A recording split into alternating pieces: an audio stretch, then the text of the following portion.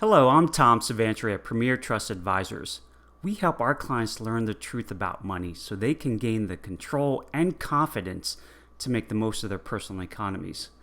We use the 7 principles of prosperity along with a lot of testing on calculators and real-world case studies to guide our financial decisions. Practicing prosperity economics means acting in accordance with these 7 principles.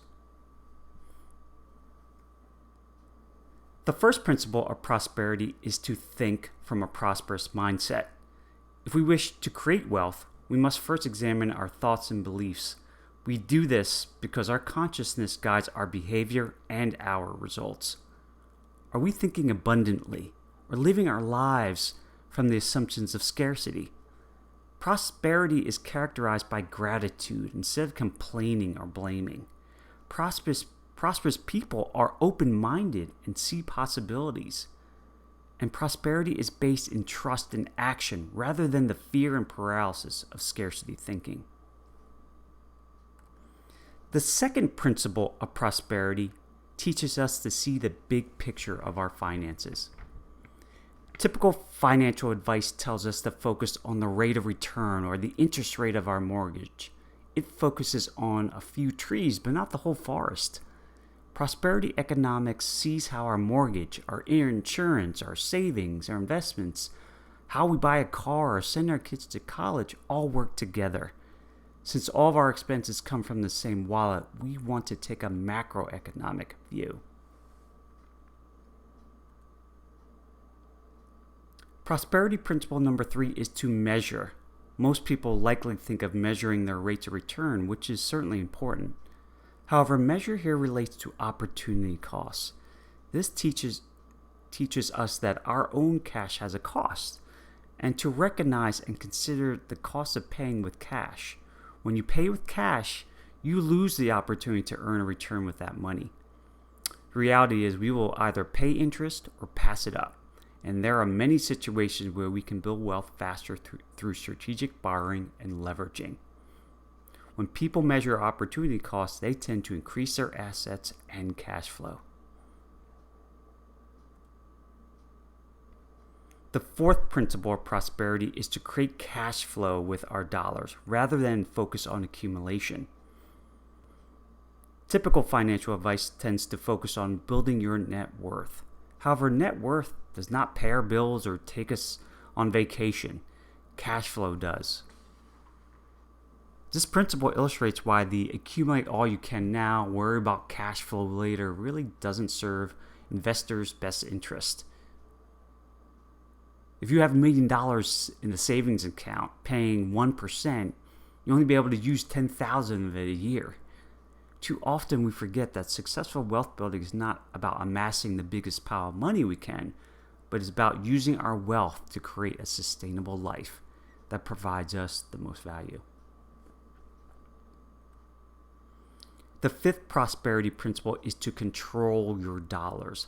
Many typical strategies ask you to turn your money over to big financial companies who use your dollars to make them dollars with no guarantees to you. Then there are the rules, especially in qualified plans, that cause us to lose control. We think it's frankly insane to put your money where you are told what you can and can do with it. The whims of the stock market are also impossible to control, and we do not recommend putting your money into unsecured speculative type investments.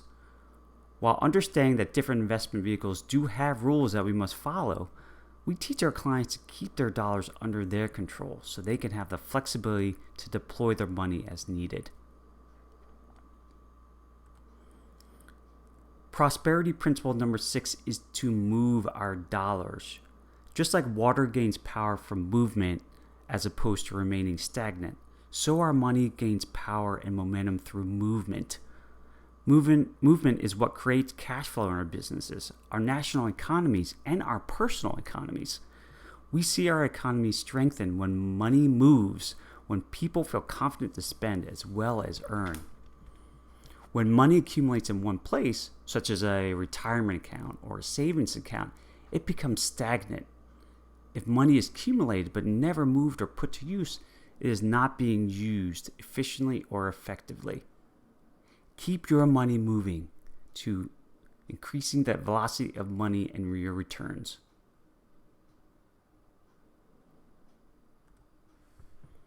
The seventh prosperity principle is to multiply your money by multiplying the ways in which you use each dollar.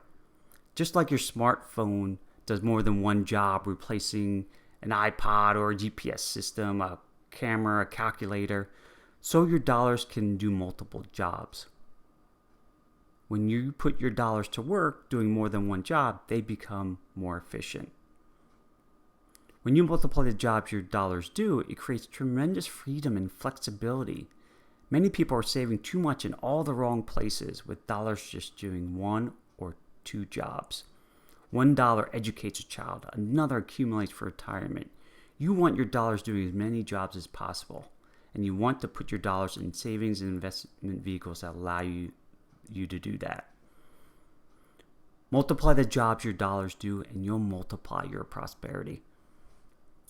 These 7 principles of prosperity are the organizing principles of prosperity economics that guide our products, our strategies, and decisions, and will help you gain the control and confidence to make the most of your personal economies. Thank you for joining me today. And if you're interested in learning more, please visit our website, premiertrustadvisors.com, and pick up our free ebook, Financial Planning Has Failed. Or feel free to contact us with any questions you have. I look forward to hearing from you, and here's wishing you much prosperity and wealth.